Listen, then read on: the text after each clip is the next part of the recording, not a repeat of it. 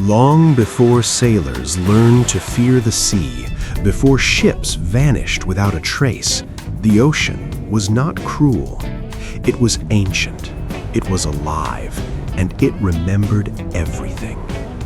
In the first age of the world, when gods shaped creation, the land was given breath and the sky was given light, but the sea was given something far older and far more dangerous: memory. The ocean remembered every storm, every creature, every secret swallowed by its depths. And from that memory, life began to take shape in places where sunlight could no longer reach. Deep beneath the surface, where pressure crushed bone and darkness ruled, flesh learned to breathe water. Bones bent to the rhythm of the current, eyes adapted to see where no light existed. From the abyss, the first mermaid was born. She was not created for beauty, she was created to endure.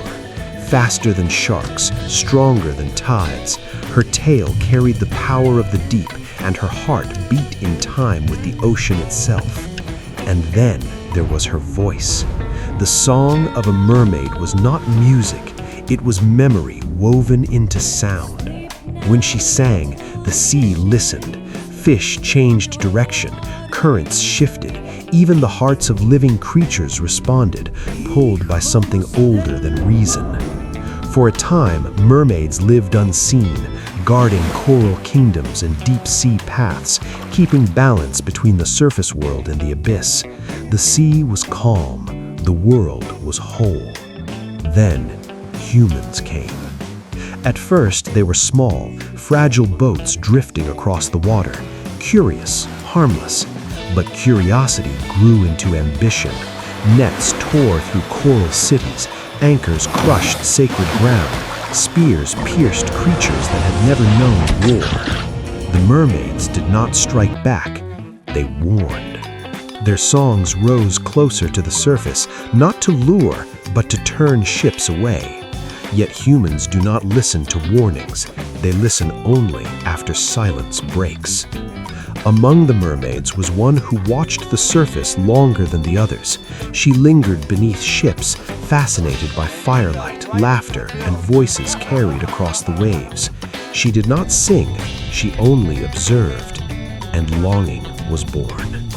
To love the surface was to weaken the bond to the sea. To desire humanity was to invite tragedy. Still, she followed one ship too closely and was seen. Fear turned to violence. Steel cut through water. Spears struck scale. Blood darkened the blue. And as the mermaid sank, wounded and silent, the sea remembered. The sea does not forgive. Storms rose where calm once ruled. Waves swallowed fleets. Voices echoed beneath the surface, not songs, but screams carried by the current. The age of warning ended. The age of consequence began. From that day forward, mermaids were no longer guardians alone. They became shadows beneath the waves, watchers, judges, reminders of the sea's memory. Even now, sailors speak of voices beneath the water, not always to lure, sometimes to warn, sometimes to mourn. Because mermaids are not myths, they are the ocean's memory. And the sea never forgets.